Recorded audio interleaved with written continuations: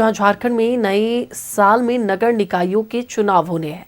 इस बार निकाय चुनाव दलगत नहीं होंगे। इसके बावजूद राजनीतिक दलों का झुकाव इस चुनाव में होगा।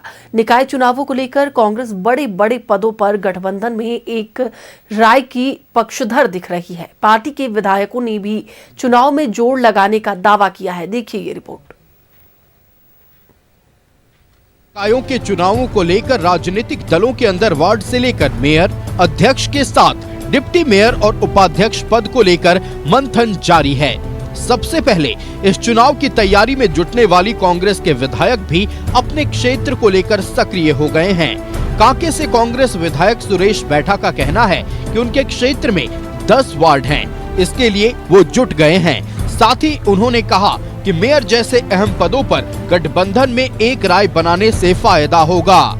देखिए, इसकी तैयारी हम लोग शुरू कर दी है और मेरा 1 से लेकर 10 वार्ड पड़ता है और मेरा कोशिश होगा कि जेएमएम के साथी और कांग्रेस के साथी मिलकर ही समन्वय बनाकर एक उम्मीदवार खड़ा करेंगे।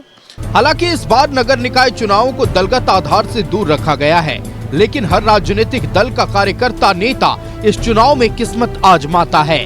सबसे ज्यादा भीड़ वार्ड में दिखाई देती है, जिसे समझ कांग्रेस कह रही है कि वार्ड में गठबंधन के बीच सहमति बन पाए इसकी उम्मीद कम है, क्योंकि चुनाव दलीय नहीं होगा।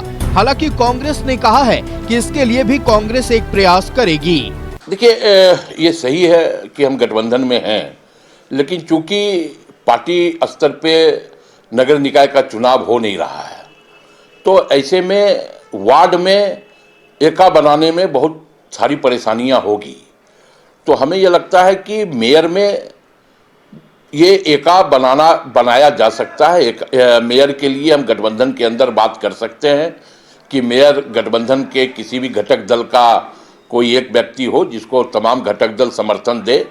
कांग्रेस को पिछले निकाय चुनावों का अंतर ये बता रहा है कि अगर उस वक्त सही वक्त पर प्रयास हुआ होता तो तस्वीर कुछ और होती। यही वजह है कि इस बार दलगत चुनाव नहीं होने के बावजूद कांग्रेस इस बार कोई रिस्क लेने के मूड में नहीं है। न्यूज़ 11 भारत के लिए कैमरा पर्सन सुशील के साथ रांची से विपिन उपाध्याय।